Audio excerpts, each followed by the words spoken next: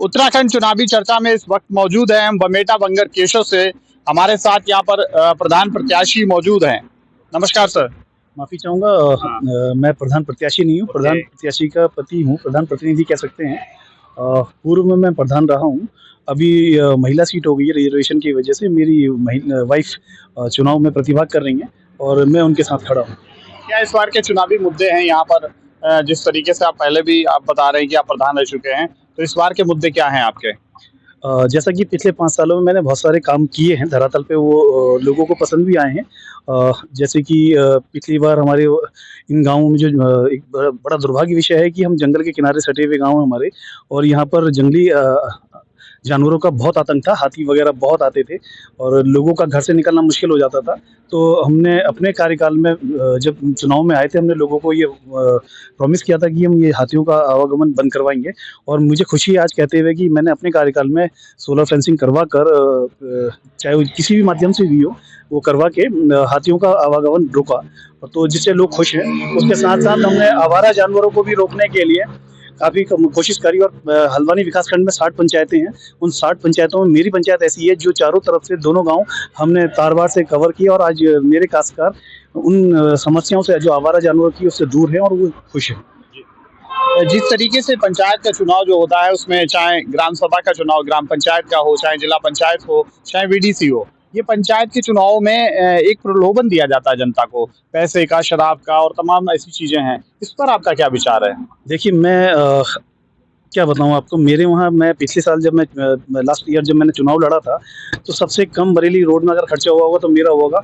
मैं मात्र 20,000 रुपये में मैंने चुनाव लड़ा। आप यकीन नहीं कर सकते कि इस मात्र 20,000 रुपये में क्या पंचायत के चुनाव लड़े जा सकते हैं? नहीं लड़े जा सकते। और इस बार का चुनाव मैं उससे भी आधी रकम में लड़ूँगा। मुझे पता है, मैंने लोग जोड़े। 5 साल में मैंने पैसा नहीं कमाया, लेकिन मैंने आदमी ज़रूर कमाए। हो सकता है बहुत से लोग शराब का प्रलोभन भी दे रहे हैं। लोगों को बोल रहे हैं कि आप इकट्ठे होके बैठिए, हम आपको शराब पहुँचाएँगे, हम आपको क्या नाम ये आप जीतने के बाद ऐसा करेंगे और वैसा करेंगे। सपने दिखाए जाते हैं, लेकिन मेरे साथ क्या है, ना मैंने आज तक शराब पी है, ना मैंने शराब का घर देखा है। तो मेरे साथ जितने भी युवा साथी हैं, कोई शराब नहीं पीते। इनको क्या चाहिए? ये कहते हैं भैया अच्छा समाज पैदा करना है, अच्छे लोगों अच्छा वातावरण पैदा करना है। जो बेरोज़गार बच्चे घूमते हैं, उनसे मैं सिर्फ़ यही कहता हूँ कि टेक्निकल एजुकेशन करो। जिस दिन तुम्हारे पास टेक्निकल एजुकेशन होगी, तो मैं कोशिश करूँगा कहीं न कहीं उनको जॉब में लगाने की। पिछले 5 साल में कम से कम 150 पौने 200 बच्चों को मैंने जॉब में लगाया है। कोई भी बच्चा आवारा घूमता है, कुछ वैसे घूमता है, तो मैं उसको रोकता हूँ, बुलाता हूँ, समझाता हूँ कि बच्चों आवारागर्दी नहीं करनी है, पढ़ाई-लिखाई करनी है। कुछ नहीं तो 12th के बाद टेक्निकल एजुकेशन करो, कोई डिप्लोमा कर लो, ITI कर लो, पॉलिटेक्निक कर लो, नौकरी करोगे, नहीं लगेगी मुझे बताना। मैं कोशिश करूँगा अपने जो भी मेरे अपने संबंध हैं, अपने सोर्सेज़ हैं, उनसे मैं मिलकर तुम्हें कहीं न कहीं नौकरी पे लगाने की कोशिश करूँगा। मैं तो रोज़गार की बात करता हूँ, मैं कोशिश करता हूँ कि मेरे क्षेत्र में विकास हो। मैं कोशिश करता हूँ कि मेरे क्षेत्र में लोग नशा मुक्ति की तरफ ना जाएँ, खेल को बढ़ावा देते हैं, बच्चों को हम स्पोर्ट्स के लिए सामान भी उपलब्ध कराते हैं समय-समय पर। कोशिश करते हैं कि हमारे क्षेत्र में एक अच्छा माहौल रहे, अच्छे लोग रहें, शिक्षित रहें। इसी पे बात करते हैं। लोकतंत्र के इस पर्व में प्रधानी का चुनाव एक व्यक्तिगत चुनाव लिया जाता है। व्यक्तिगत चुनाव कोई मतलब कह सकते हैं कि इसको व्यक्तिगत चुनाव लेना चाहिए या हमारा जो लोकतंत्र है उसके हिसाब से इस चुनाव को लिया जाना चाहिए? सर, ये मेरे मायने में त्रिस्तरीय पंचायत का जो चुनाव होता है ना, अगर लोकल स्तर पे देखोगे तो सबसे गंदा चुनाव होता है। क्योंकि क्या होता है, लोकल में एक ही गाँव में 4 सदस्य खड़े हो जाते हैं प्रतिभाग करते हुए, तो जो वोटर होता है उसके साथ बड़ी समस्याएँ हो जाती हैं कि हम किसका साथ दें, किसका नहीं दें, क्योंकि लोकल का चुनाव है। अब एक प्रत्याशी के साथ खड़े होते हैं तो दूसरा प्रत्याशी नाराज़ हो जाता है। अब यही है ना, मेरे अगर साथ में 4 सपोर्टर खड़े हैं, यकीन मानिए कि 4-5 लोग खड़े हैं, तो दूसरा प्रत्याशी शायद कल इनके घर पहुँच जाए। बिल्कुल। अब इनकी भी मनोदशा ऐसी होती है कि यार कैसे हम हाँ करें, कैसे ना करें। ये हर वोटर के साथ ये समस्या है। तो मैं तो सिर्फ़ ये कहता हूँ कि व्यावहारिकता के साथ चुनाव लड़ा जाए, क्योंकि चुनाव जैसे हमारे वहाँ 28 तारीख की वोटिंग है, 28 के बाद तो सब एक ही हो जाएँगे ना, वही वोटर भी वही हैं, प्रत्याशी भी वही हैं, गाँव भी वही है, इन्हीं लोगों के साथ रहना है। तो मेरा ये मानना है कि हँस-बोल कर चुनाव लड़ें, और व्यवहार के साथ चुनाव लड़ें, संबंध आपसी खराब नहीं होने चाहिए, लोगों को साथ जोड़ के चुनाव लड़ें। अब मैं परसों मेरे साथ एक वाक़या हुआ, मेरे पास एक मेरा कोई वोटर आया, बताता है कि मैंने कहीं कोई स्टेटस लगा दिया तो सामने वाला नाराज़ हो गया। तो मैंने कहा ये तो व्यावहारिकता है भई, आपको जो अच्छा लगेगा, जिसके विचार आपको अच्छे लगेंगे, आप उसके साथ जुड़ेंगे। मैं तो जबरदस्ती नहीं कह रहा हूँ कि भाई मेरी पोस्टिंग, मेरे पोस्टर लगाओ, मेरे बैनर लगाओ।